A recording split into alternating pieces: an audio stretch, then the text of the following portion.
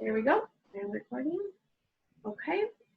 So if you guys will do me a favor and mute yourselves during the talking portion. And if you have questions, there's a chat down at the bottom. And as we're talking together, as I'm talking and monologuing, any questions you have, throw those up when you think of them. Just get them in there. And then towards the end, I'll go through those or as I see them. And then at the end, we'll also, as we have time, include verbal questions for anybody that has any. Any other housekeeping? I don't think so. So the way this is designed is, thank you everybody for coming and attending and honoring yourselves by showing up.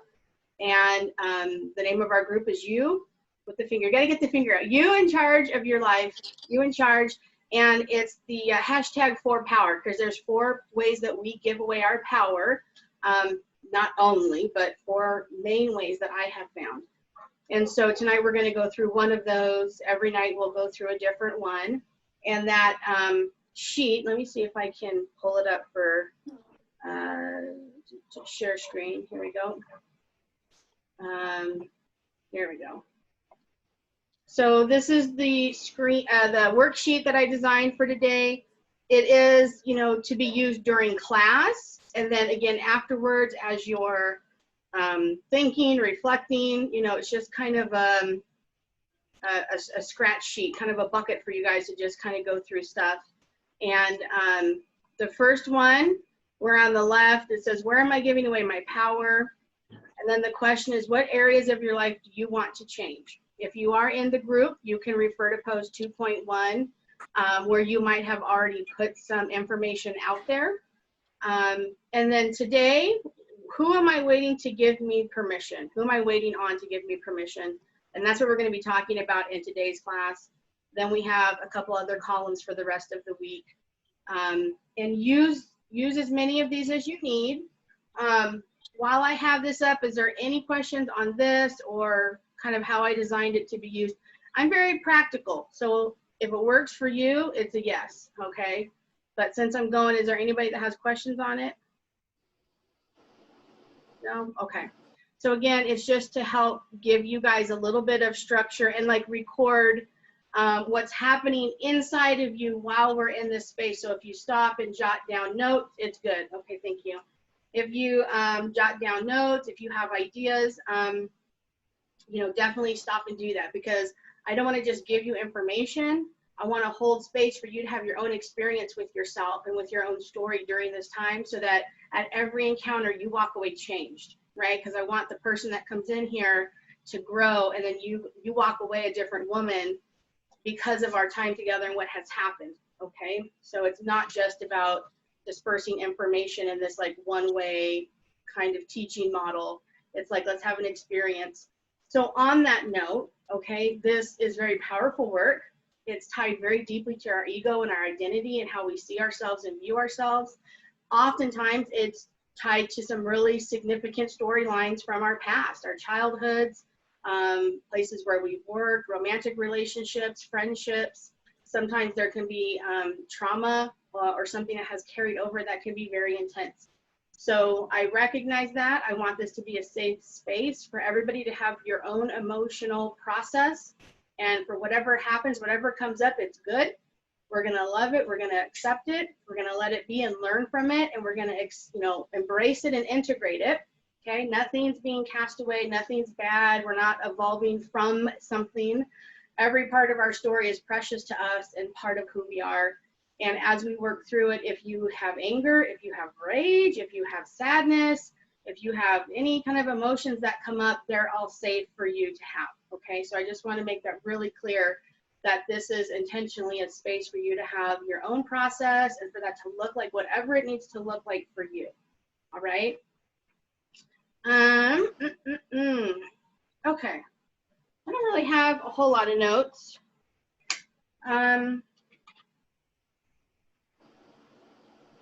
Talk really fast, so if I get going, somebody like wave a hand or do like a finger and tell me to roll it back, okay? That can be kind of our cue if you guys want to hear something over again. So The other way I kind of wanted to talk about this was I will tell some of my story, again, kind of as a hook and a narrative. In no way is it, I'm admitting people here as they're coming in. In no way is that designed to be the model or how it should look. That's just how it happened to look for me. And so you guys get to know me personally a little bit.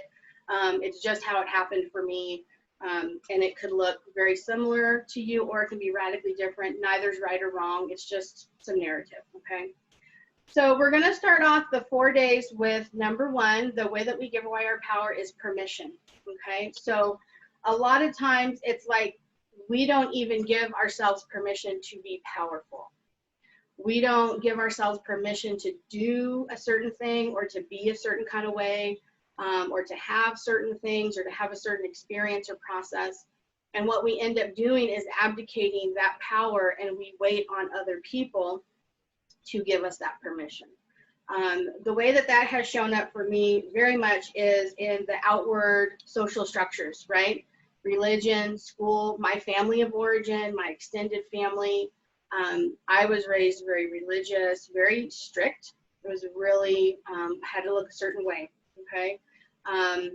And you know, how I was taught about womanhood and motherhood and like what my role should be was very prescribed, and it was a pretty narrow box. And so as I went through life, of course, you know, I found that that wasn't working out. Like, and I was really confused for a while. Like, this is how I was taught it was supposed to be. Why aren't I having this? Because it's always tied to a cheese, right? It's always the bait tied to some sort of reward or some sort of outcome. And I was like, why isn't this happening? And I didn't really understand why. And it wasn't until I started to look at those underlying belief systems and examine and pull apart what those were and really dive into those and expose them to the light of my own consciousness and my own understanding that I was able to understand. Part of what I had done is be put in a position where I was reactive.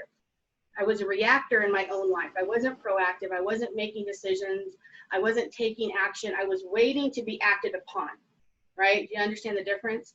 You know, I'm just going to sit here and kind of play the role, and then I'm going to wait for, you know, my savior, my rescuer, my dictator to come and tell me what to do, my lover to give me worth. And I really didn't have permission to act out anything. It was really just about like playing the role, just kind of holding my own space and waiting for life to happen to me. And of course, life doesn't work that way, right? Whenever you're putting that role, first of all, you go right into victimhood, okay? Because that's the voice of the victim is I'm waiting for something to happen to me. And there's always a predator that's happy to come along and make something happen to you. And so, I experienced different degrees of victimhood playing out that story. And I finally had to get mad enough because things kept not working out. And I was a really, really, really good girl. So I tried really, really hard, and I tried over and over and over again. And it still just wouldn't work. It wouldn't catch, right? There was no traction in the wheels, and it just kept spinning out. And finally I got mad enough where I said, that's it, I'm done. I'm breaking the rules. I'm rewriting my own. I'm giving myself power and giving myself permission. And now this is what I decide. I'm going to go out here and do this, right? And it was really a powerful moment for me. I remember talking to my pastor, and I was in my early 20s. I had spent a little bit of time on the mission field, and he's giving me advice about what should happen. And I just suddenly had this click where I was like, he's giving me all of this advice, but he doesn't have to live with the consequences of anything he's telling me. You know, he's going to go on to live the rest of his day out. I'm going to be the one that lives with the consequences of the advice should I take it. And I had just a really profound paradigm shift at that moment. And that was one of my first early breaking off the chains of that inactivity, of being in that receptive state, that passive state, where I was like, how could this possibly work? How could this possibly be right? Right? Like, how could this even just possibly be right? So that was for me one of those moments that was just really huge. And where do I go with this?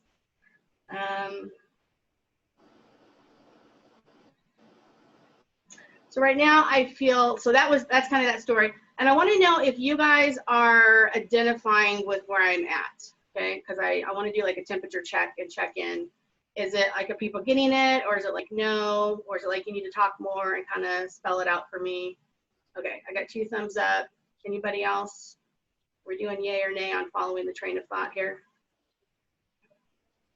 Ellie, Christy, Jeanette, I can't see you at all. Here, there's a chat down here. Okay.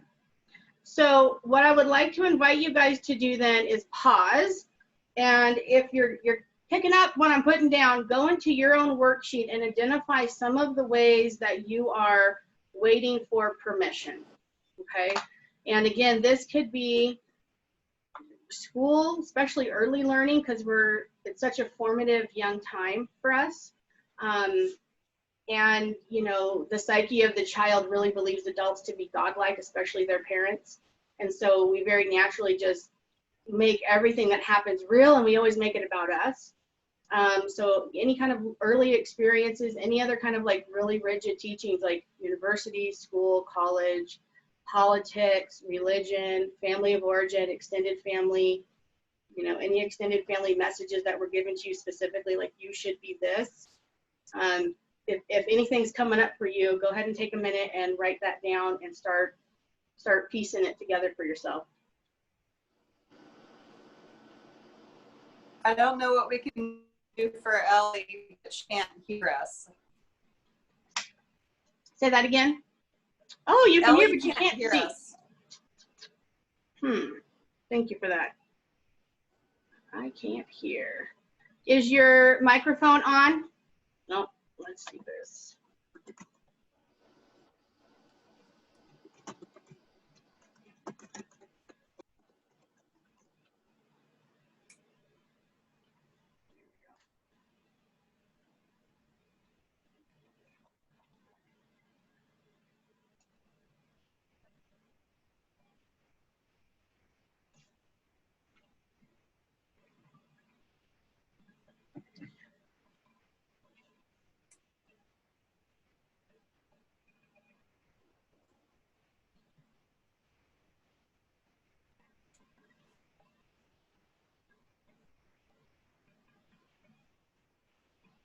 There we go.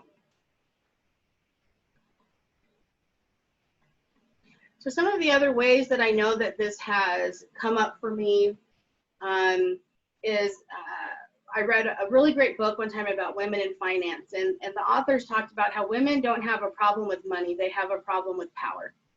And really in our culture, and in every culture, money is a shorthand for a lot of things and power is one. And so if we find that we have a difficult time with finances or making decisions or, holding our own abundance, that can be tied back to really a problem with power and not feeling comfortable with having it, not feeling comfortable in wielding it. That can be because we haven't been taught to, and so we don't know what kind of decisions to make, and so we're just untrained. And it can also be a fear of taking that responsibility, because when you come out of victim mode, you're now responsible, right? You're now accountable and part of the process. You're part of the story. You're an actor. Actors can be wrong. Actors can be held responsible. Actors can err. Actors can also have success. So if you have also a fear of being seen, that power can lead to your success and to you being seen. You could also feel like that's going to create a target for you. So there's so many different ways that our everyday life holds these questions of power for us. Romantic relationships, again, are another huge one. Again, for me, that has been massive. And, oh my goodness, sorry. They're playing with the water outside and they just put the hose on the window. The romantic relationship of this cultural ideal that either like the man should lead or be in charge. Definitely the religion I came from really set men as the head of the relationship and the head of the family in a very authoritarian way, where they were like the decision maker. And so in those kinds of scenarios, you're almost intrinsically at a power discrepancy. You're almost at a lower power level just by entering into it. If you and your partner aren't very aware of those messages, and if you haven't really been intentional about creating your own negotiation, your own foundation for the relationship, we always just go into the cultural norm, right?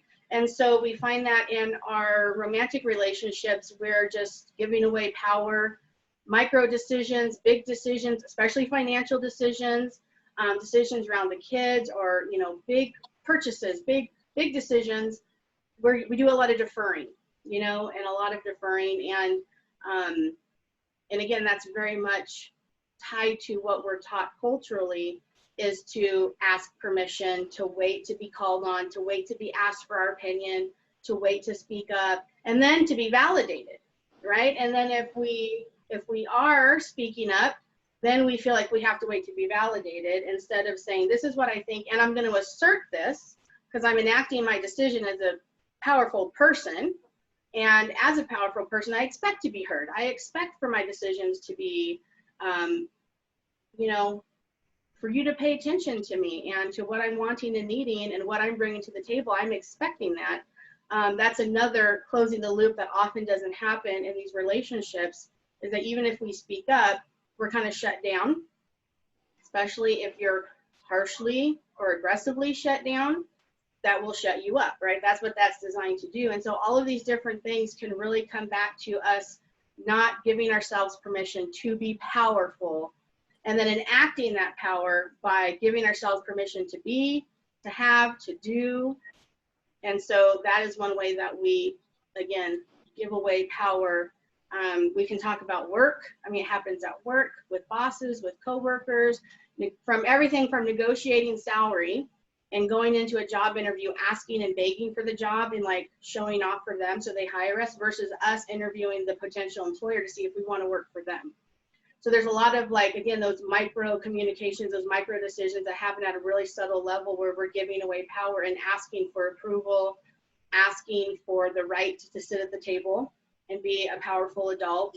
And then, you know, same on like down the line with dealing with bosses and coworkers or clients or whatever your job is being in a position where, as a woman in the workplace, it's very much like, may I speak? May I be heard? You know, and then again, after I do, if it's granted, will you please approve of that? Will you please validate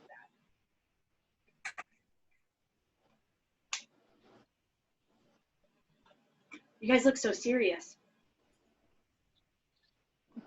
I look serious too. I got my talking face on. Ellie, did you get it going, hon? There it is. Here we go. Let me see.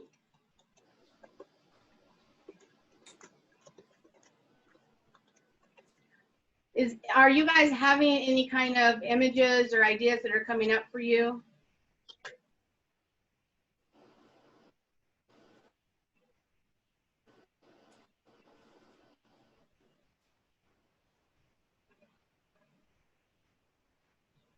For me, it's I'm the one that doesn't give myself permission. Does that make sense? That's what's coming up for me, that it's me that's holding me back.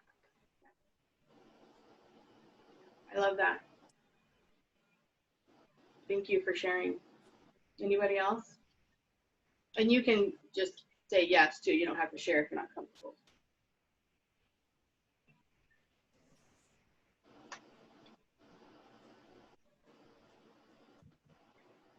I would have to agree with her.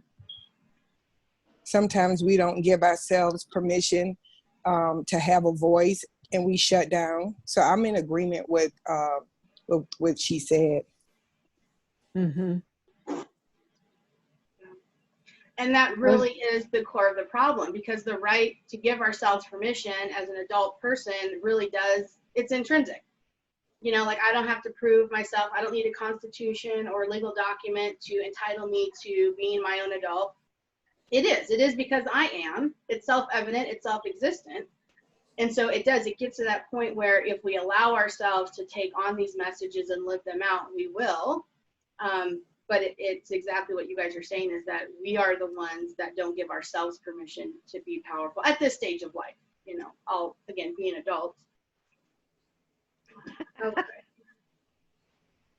Somebody laughing there. That's kind of funny. Being an adult, we don't give ourselves permission, but that's a part of the story.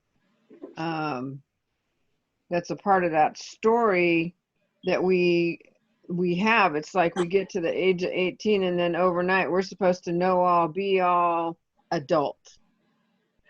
But yet I have 18 years of stories that I've been told and creating my own stories. And that I was just pondering what you were saying about this power and who do I defer power to? And you know, as a child, I deferred my power and I asked permission of my parents, people in position of authority or adults.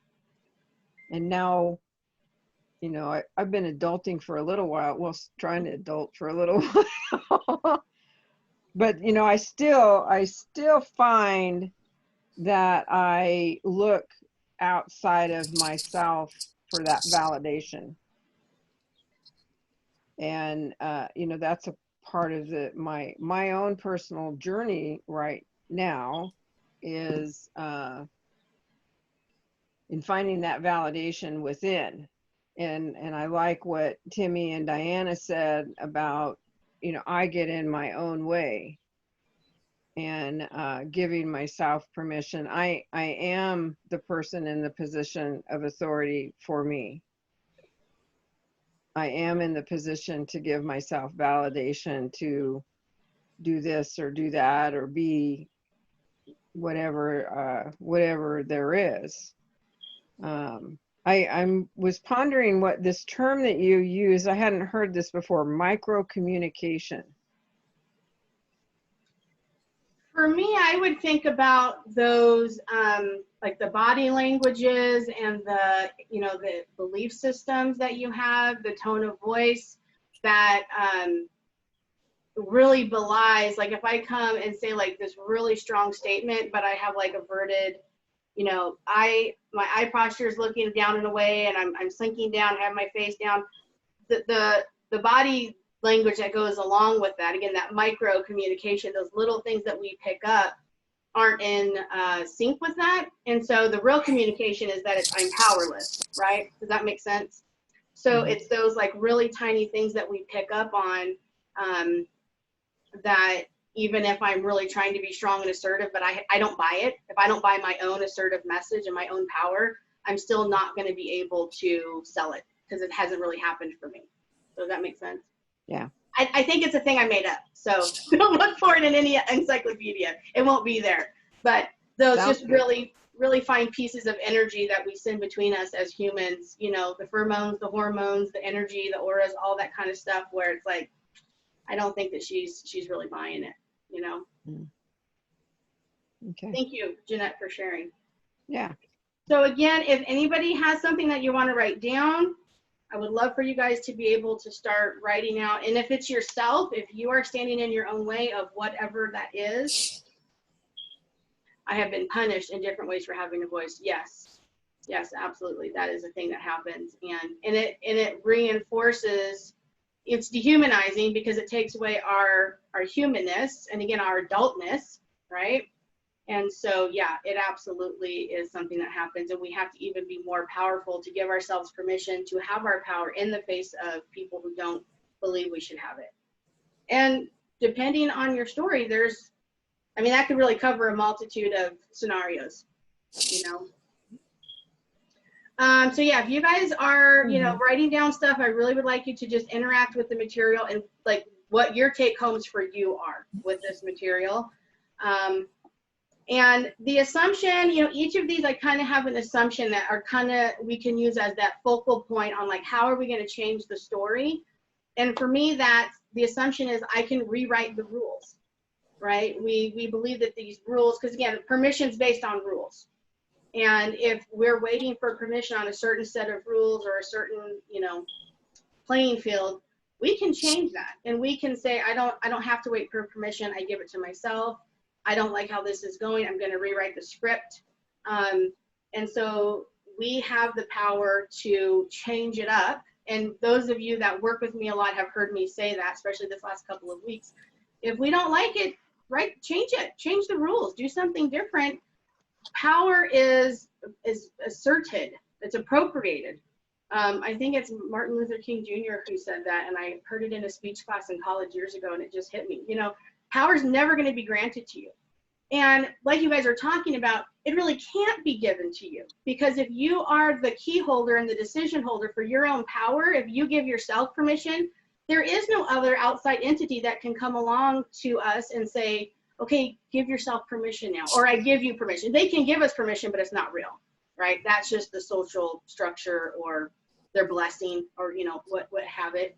And so really nobody else can give us permission. It really is a function that only we can do for ourselves, and that we should and ought to be doing, and that we can joyfully and powerfully start stepping into and living out, and start making decisions, and start giving ourselves permission to do whatever needs to be done, to be, to do, to have, to be powerful, you know, to use that actual word. I am powerful. I'm a powerful woman. I'm a powerful adult, like whatever it is, to really start stepping into that and claiming it, working with it, repeating it to yourself, and start acting that way.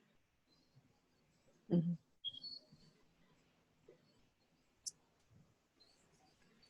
Okay, I think that's basically the end of my written notes. I don't have a lot. Are there any other comments? You're looked at as troublemaker.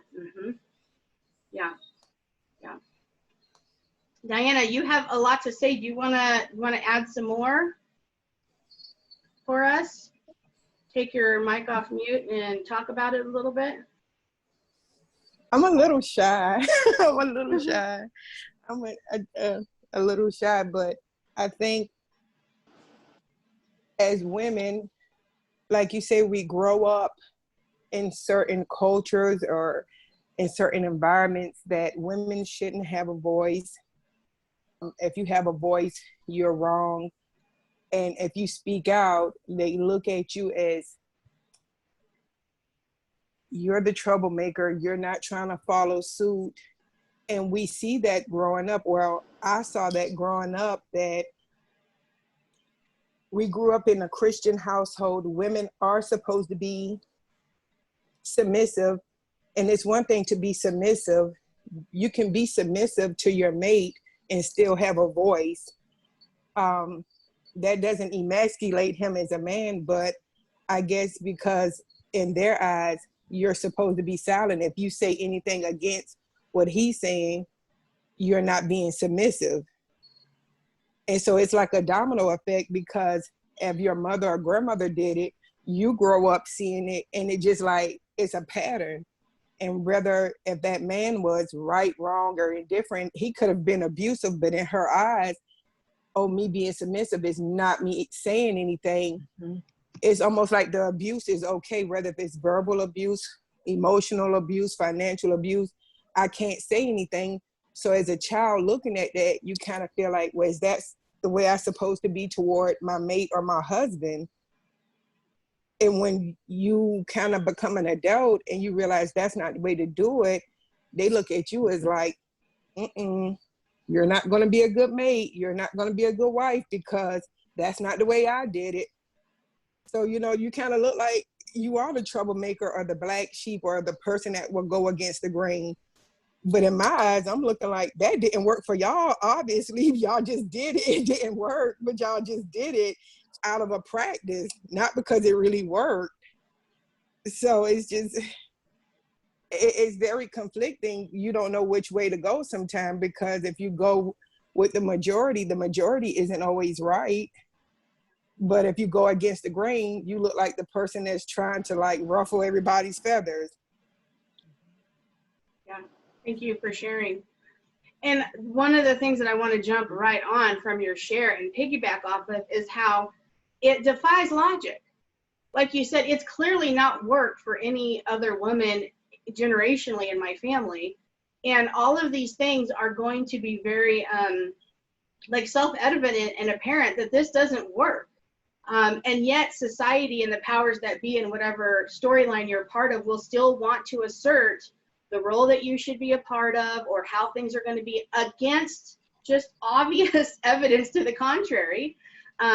You know, if you come from a dysfunctional family that's the whistleblower role. The first person to get into recovery in a sick, toxic family system is the whistleblower. And it is a very hard place to be because that person is breaking a whole family system unit rule, the whole rules for the whole family, and generational things. You know, in your religion, a lot of times the religion will just cast you out and they will disown you from your own religion. Like there's multiple religions that are like this. There's a lot of, again, anything where you have to toe the line, you know, and you have enforcers, any system where you have to ask permission, they will often, again, bring about in punishment, or like the enforcers, you know, to have that rule. So that's why it's even more important to have that own sense of permission for yourself and to be able to stand in that strongly, because you will be rocking the boat. You will be pushing against what has been, and again, like entrenched, like, I don't know, solidified, calcified ways of being. And again, just to be blunt, like one of the reasons why I'm so powerful about my work is that we are looking at so many different things culturally that need to change. And as long as we are asking and waiting for permission, as long as we're trying to make people comfortable, and as long as we're kowtowing to the powers that be, we can't stand for what is our truth. You know, be it Black Lives Matter, be it your politics, be it like so many different things going on culturally that need to change legitimately.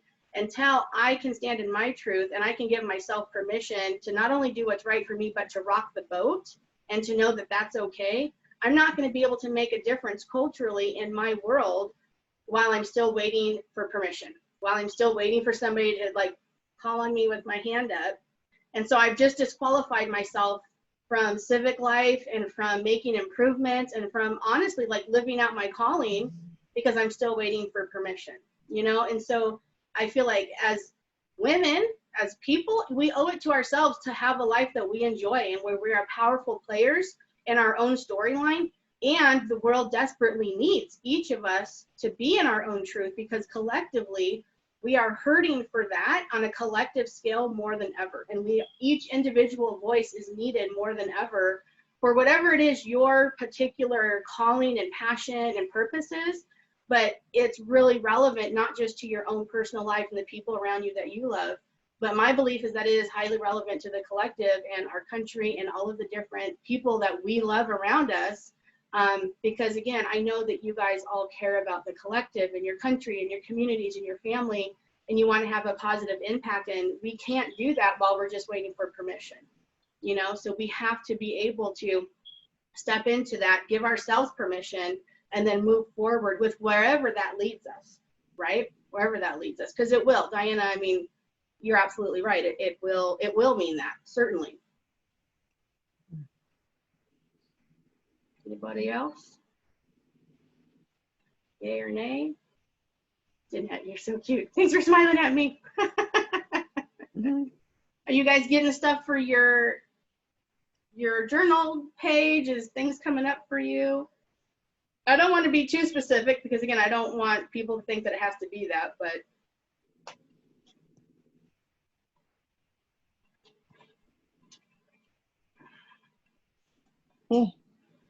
Did I miss in the beginning, did you talk about the journaling? And absolutely. okay. Let me do a screen share for you. There's a worksheet that's in our group. Mm-hmm. And you can download that. So the worksheet is just to help really solidify what your experience is now and give ideas and just write it down so that you can have your own experience and take some notes. The first column over here on the left is where I'm giving away my power and what areas of your life do you want to change? You know, because if we can identify where you're unhappy or you're seeing things that aren't really lining up, we can start to kind of label those and list them. And then we have a post number 2.1 in the You in Charge group where I already have asked this, and many people already started adding their content about what their personal goals were or what they wanted to see change, something that they were dissatisfied with, what have you. And then the other columns are today, this is the Zoom class on 8/1. And the question is, who am I waiting on to give me permission? right? Permission to be powerful or permission to have something, do something, be something. And then as we go through the next couple of nights of classes, we can fill out the rest of the grids again. And so it's just a little place for you to jot notes for yourself and to start pinning down stuff. I feel like for me, when I can start to really identify what's gone wrong, I can start really looking at how to fix it. You know, some shadow side work or some inventory work, you know, not to, again, really get into the problem. We want to be in the solution. That's usually how you know where the solution is. It presents itself as an opportunity with the problem. So that is, if you want to just use that as a template for your own journal page, you can, or if you want to print those out, I suggest landscape. So that's why I keep talking about the journal page. So I really want you guys to be able to have your own experience here during our time and walk away changed, having a little bit of a more clarity for yourself and a little bit more defining for yourself what things might look like or where the sticking point may be, so we can continue to explore those as we go on. Thank you. Anybody else have any questions, any comments, any shares?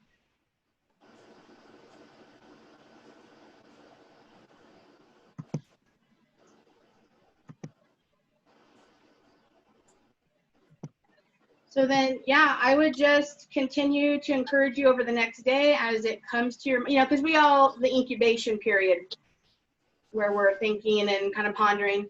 If you notice yourself hesitating, you know, during mentally rehearsing something or in a conversation, or if you're kind of hesitant to engage and leaning away from something, maybe ask yourself, you know, am I waiting for permission? Am I putting myself in a position where I'm the decision maker right now?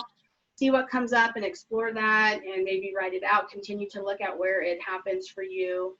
I've noticed this big time for me. Even though I've really progressed in my career, it seems like no matter how high I go, I'm always like looking for the guy on top to make sure that I'm okay. And so, you know, it's just common. It's common. It comes up in lots of sneaky ways, you know. And so if you guys notice that, just continue to track it and write it down. And, you know, anytime you're writing it down, you're exposing it to light, exposing it to the light of your consciousness, bring it to the forefront of your mind, and then you can begin to have the solutions come to you. But if you're recognizing the habits where you're doing it, again, I think a lot of it is just unconscious, really old tapes that we've had with us for a long time, decades. And so sometimes it just happens automatically where we're like, okay, you know, just waiting with our hand up to be called on and validated. And so if we begin to notice those things and have the awareness, right, just mindfulness, we begin to unravel those a little bit. Okay. Any burning desires? I'm going to wrap it up. You guys seem okay. Thumbs up. Everybody okay? Everybody good? Okay. All right. Well, and again, we have a community group, so I encourage you, again, use that space as you're learning and processing. You guys are like a powerful cohort of women, so I'm excited not just to work with you, but for you guys to work with each other and support each other. And the wisdom and life experience that's in this group is really staggering. And having that resource and that community network to build relationally, like that's one of the things that we do as women, right, is we have relationships and we use that as a resource. So please do feel free to hold space for yourselves and for each other in our group. All right. And then we will be back here again tomorrow night at 7. Yes, Diana. Thanks, Dory. Okay. See you guys tomorrow. Have a good one. Bye. Bye. Mhm.